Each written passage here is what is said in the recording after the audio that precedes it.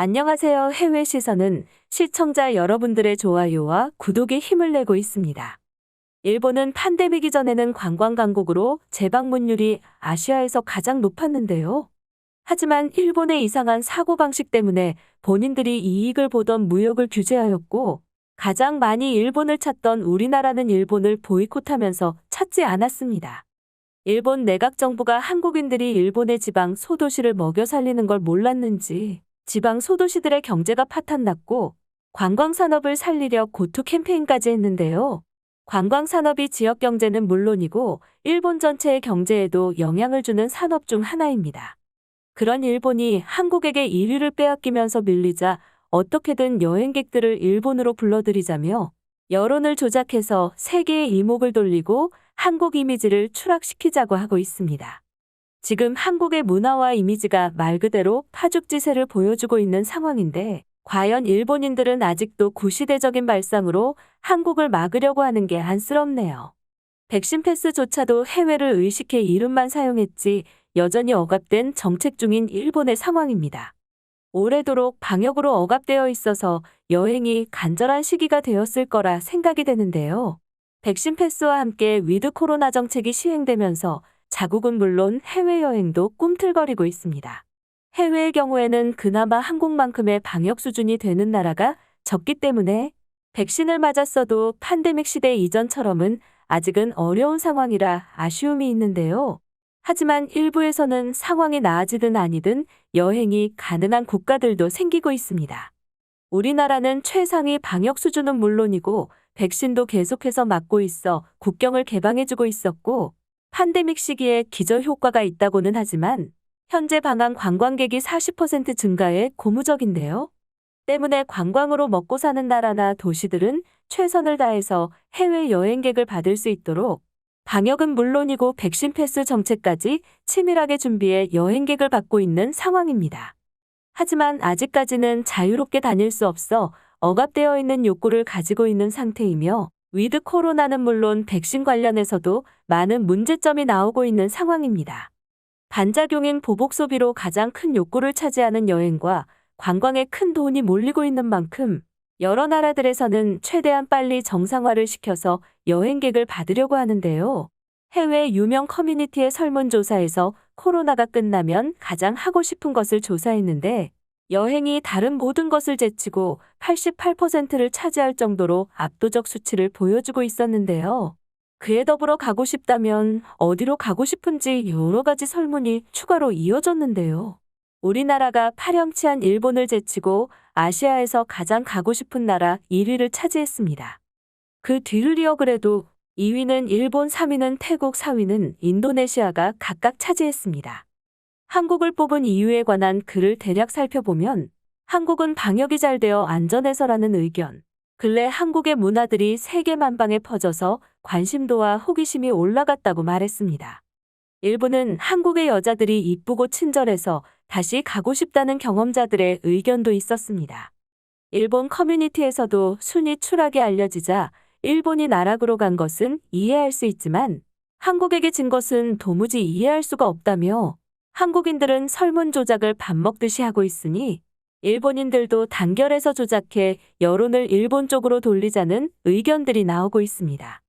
일본의 최정점 산업인 제조업도 한국 때문에 휘청거려 일본이 예전만큼의 상황이 아니며 첨단 산업도 모두 한국에 지고 있는 게 명백한데 여행까지 아시아 1위의 타이틀을 빼앗겼다며 어떻게 해야만 외국인들이 다시 일본을 오고 싶게 만들지 고민하는 이야기도 많았는데요.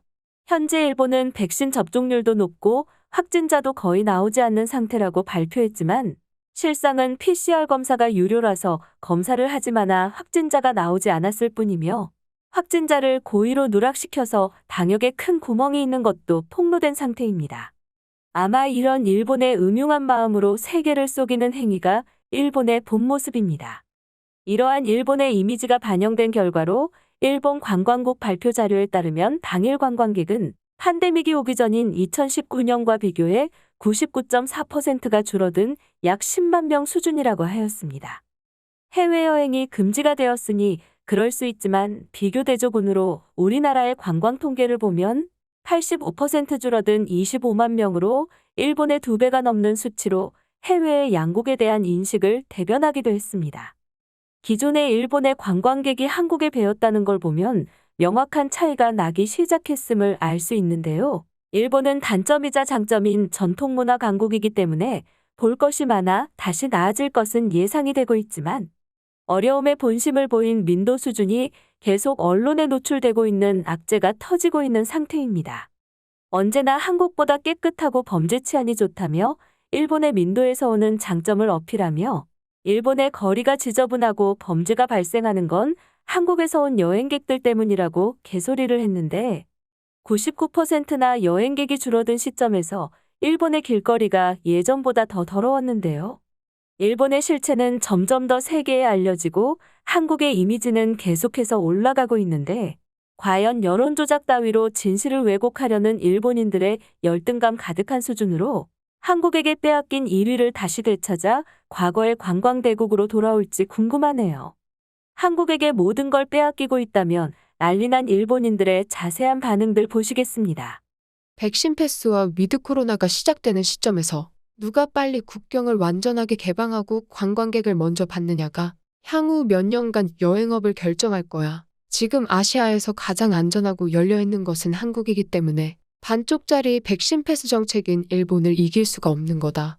현재 전 세계 문화산업의 흐름을 본다면 한국에 가고 싶어하는 상황은 너무나 당연하게 보인다. 음악은 물론 영화까지 한국이 메인스트림을 휩쓸잖아. 어쩌면 그냥 새로운 것에 관심을 두는 수준일지 모르지만 악감정 없이 본다면 정말로 수준이 높기 때문에 금방 사라질 관심이 아닐 거라고 본다. 한국에 여행을 가본 결과 많은 일본인이 우려하는 것처럼 일본인 차별이나 괴롭힘 같은 건 전혀 없이 오히려 너무 친절했어. 일본인에게도 이 정도라면 서구인한테는 천사들의 천국이나 다름이 없을 거다. 일본인은 가난해서 해외여행을 가기가 힘들어. 예전에 화제가 되었던 이야기가 있는데 일본의 여권 발급률은 한국의 절반 수준이었어. 그나마 한국은 가까워서 비행기 값이 싸니까 갈 수 있는 나라다. 나도 그래서 한국에는 몇 번 다녀왔지. 이제는 그냥 한국과 경쟁한다고 생각하지 마. 한국은 일본이 가지지 못하는 추진력이 많아서 따라잡히는 건 물론이고 곧 있으면 완전하게 추월해서 보이지 않을지도 몰라. 이미 연봉도 지고 있기 때문에 한국으로 일하러 가야 할지도 모른다. 앞으로는 여론을 조작하자느니 한국처럼 날조 정보를 퍼뜨리자느니 하지 않으면 좋겠어. 항상 한국의 상황이 좋다고 하면 나오는 말인데 한국인들이 이런 말들을 세계에 퍼뜨리고 일본의 신뢰성을 무너뜨리고 있어. 일본이 한국을 유일하게 압도할 무기가 있는데 무능한 일본 정부는 그런 걸 개발할 생각이 없는 건가? AV 테마파크를 만든다면 일본은 전 세계 1위의 관광 국가가 될 것이 분명하잖아. 한국은 법 때문에 절대로 따라할 수가 없지. 일본은 이미 버블 시대를 경험했을 때 전 세계로 퍼져나가 이미지가 많이 소모된 상태야. 반면에 한국의 문화들은 아직은 새로운 느낌이지. 우리가 새로운 여자에게 반하는 거랑 같은 이치다. 결국에 한국도 옛 여자가 되면 다음 여자가 온다. 하지만 다시 일본으로 돌아온다는 생각은 버려.